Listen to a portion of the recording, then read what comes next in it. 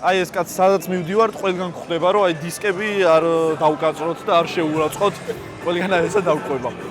ეს მოტოსფეროა, მოგესალმებით. დღეს ვიმყოფებით ისევ მილანში, ისევე იკმას მსოფლიოში ყველაზე დიდ მოტოგამოფენაზე, მაგრამ ამჯერად Vespa სტენდზე.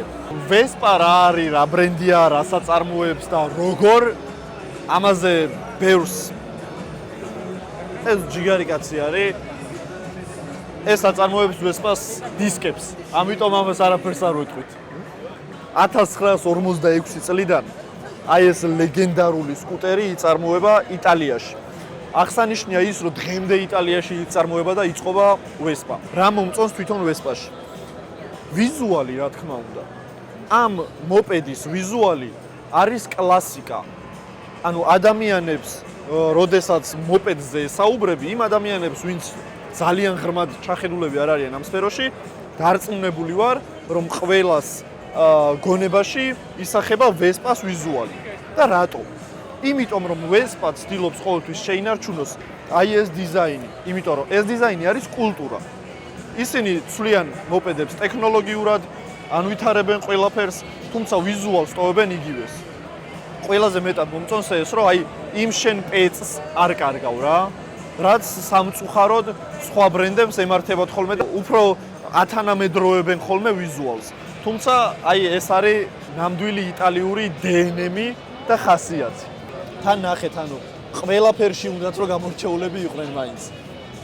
ჩანგალი, წინა ჩანგალი, უკანა ეგრეთ წოდებული, რავი, მაიატნიკი. ყველაფერში გამორჩეულები არიან, ყველანაირად დახვეწილი არის. ვიზუალითაც, ანუ ისეთი ვიზუალი აქვს, რომ ვერ იტყვი, რომ ძველია და არ მომწონს. ანუ ყველას ეს მოწონს, კლასიკაა, კულტურაა, მორჩა აქ. 1953 წელს გამოშვებულ ფილმ რომაულ არდადეგებში Vespa-ს გამოჩენა იყო ერთ-ერთი პირველი და ყველაზე ლეგენდარული მომენტი მსოფლიო კინოში. ფილმში გრეგორი პეკის პერსონაჟი და ოდრი ჰეპბერნის გმირი ერთად დასეირნობდნენ რომში Vespa-ით. ეს სცენა გახდა სიმბოლო. Vespa-ს საერთაშორისო პოპულარობა სწორედ ამ ფილმის შემდეგ აღწევს ზენიტს. ოდრი ჰეპბერნი ამ ფილმისთვის ოსკარითაც დაჯილდოვდა საუკეთესო მსახიობი ქალის კატეგორიაში, ხოლო Vespa-მ სამუდამოდ მოიპოვა ადგილი ადამიანთა გულებში.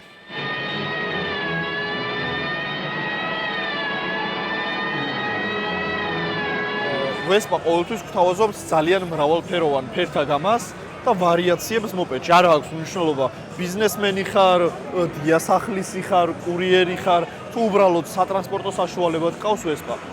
ყველაზე მორგებული არის. აგერ რა ვიცი, წინა სათავსო აქვს ამ კონკრეტულ მოდელს მაგალითად. იქით ფარი არა აქვს და ქვევით აქვს ჩამოტანილი, ანუ ვიზუალში რაღაც სხვაობები არის, რა თქმა უნდა. ისევე როგორც კუბატურაში არ გეგონოთ, რომ რახანს მოპედი ქვია. ავტომატურად ნიშნავს იმას, რომ 50 კუბიანი და 150 კუბიანია მხოლოდ.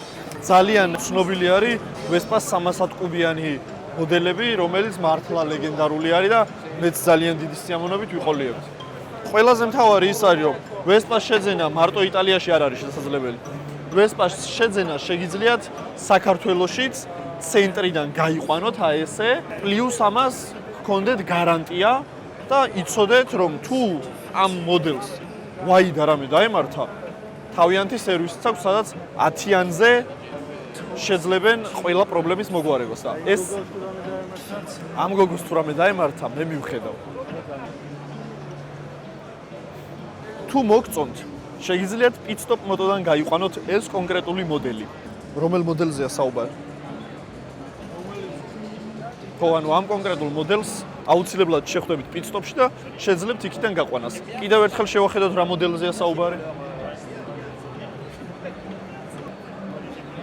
Vespa 21 საუკუნის ფილმებში ძალიან ხშირად გვხვდება და ერთ-ერთი გამორჩეული მაგალითი არის 2021 წელს Disney-ის ანიმაცია სახელად Luca. Oh, it's just the greatest thing that humans ever made. The Vespa. Whoa. You just sit on it and it takes you anywhere you want to go. In the whole stinking world. Vespa is freedom. თამამად შეიძლება ითქვას, რომ ამ ანიმაციის ერთ-ერთი მთავარი პერსონაჟი სწორედ Vespa-ა. Pretty cool, right? Yeah. ერთი რაღაც მაინტერესებს გულწრფელად.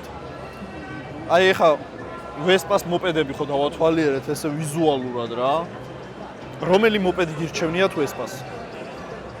ანუ მე ძალიან თამამად ვიტყვი რომ ვესპას არ მირჩევნია არც ერთი მოდელი და არც ერთი მოპედი. ლეგენდაა ტიპი და ლეგენდას როცა მართავ, შენც ლეგენდა ხარ. მეც მალე გავხდები ლეგენდა.